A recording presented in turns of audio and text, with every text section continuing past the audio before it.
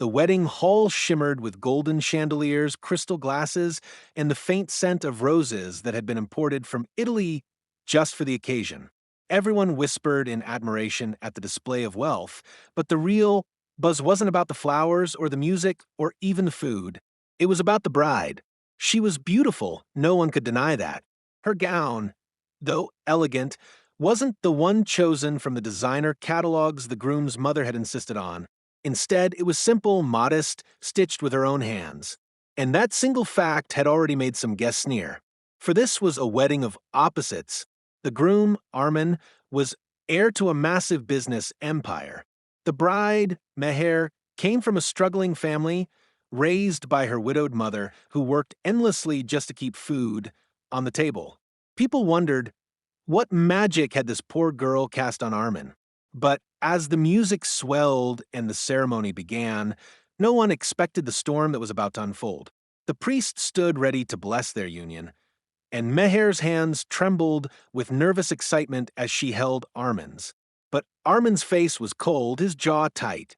Suddenly, in front of hundreds of guests, he pulled his hand away. "This marriage cannot happen," he announced. The hall fell into a stunned silence. Gasps echoed. Some people dropped their glasses.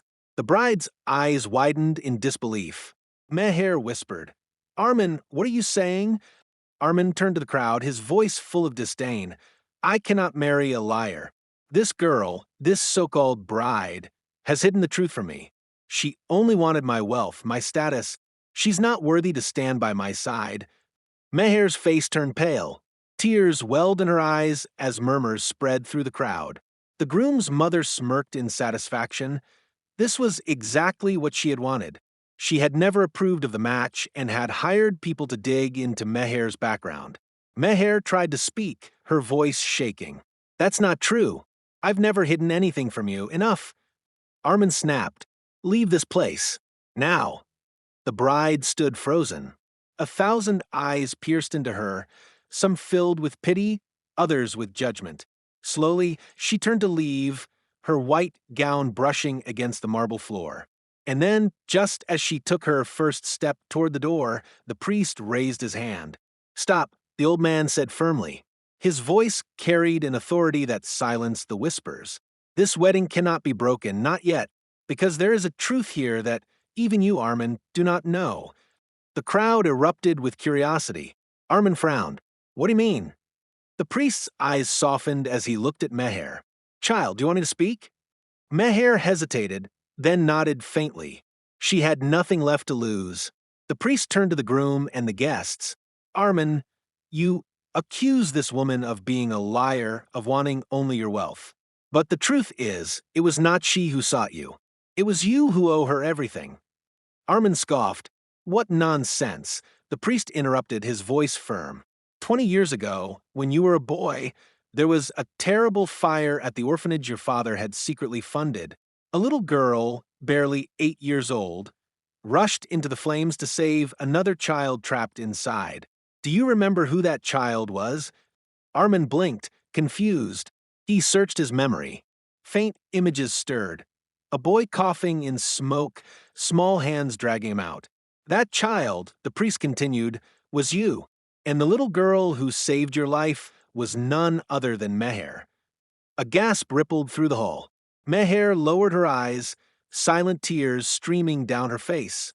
She had never spoken of it, never wanted recognition. She had carried the scars quietly on her arm all these years, hiding them beneath her sleeves. The priest's voice grew, gentler. Her family paid the price for her bravery.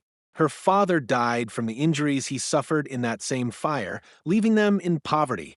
But she never regretted saving you, Armin. Not once. The groom's world spun. His heart pounded as the memories crashed into him. Memories he had buried as a child. He looked at Meher, truly seeing her for the first time. Her gown wasn't plain out of pride, it was necessity. Her silence wasn't deception, it was dignity.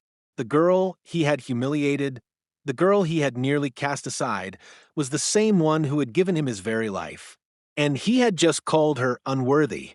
The crowd's whispers turned sharp now, but this time they weren't aimed at Meher. They cut into Armin. How could he? After all she sacrificed? Meher lifted her chin, her voice steady despite her tears. I never told you, because I didn't want you to marry me out of pity. I wanted you to love me for who I am, not for what I once did. Her words struck like lightning. Armin fell to his knees before her. His voice trembled. Meher, forgive me. I was blind, arrogant. I thought my wealth gave me the right to judge you. But now I see. I am the poor one, not you. Because without you, I am nothing. The hall was silent again, waiting for her answer. Meher looked down at him, torn between the love she once felt and the wound of betrayal. You broke my heart in front of everyone. You doubted me when you should have trusted me. How can I believe you now? Her words were sharp, and rightfully so.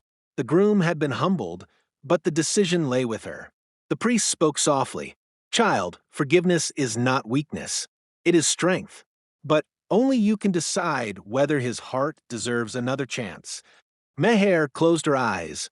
She thought of the nights she dreamed of being with Armin, of the laughter they shared, of the promises he had once made.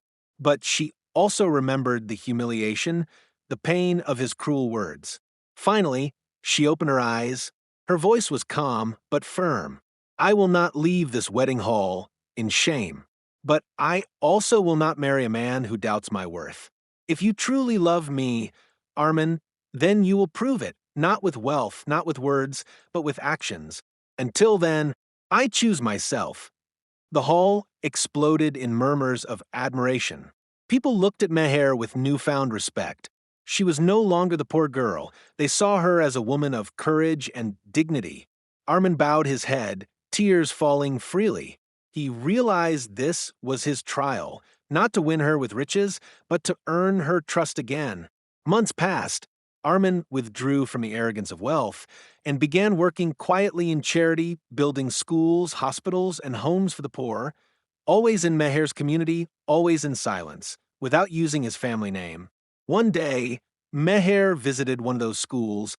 She saw children laughing, playing, learning, and she saw Armin there, not in a suit but in simple clothes, helping build desks with his own hands. For the first time, she saw not the rich groom who had insulted her, but the man who had grown humble, who had finally learned the true meaning of love. And slowly, step by step, she let him back into her heart. Their marriage did not happen in a golden hall this time. Instead, it happened under the open sky, surrounded by children, family, and the blessings of those they had helped. No chandeliers, no imported roses, just love, trust, and a bond stronger than any wealth. The priest who had once stopped the wedding blessed them again, smiling. Now, this union is built not on pride, but on truth. And so, the poor bride who had once been cast out became the queen of her own destiny.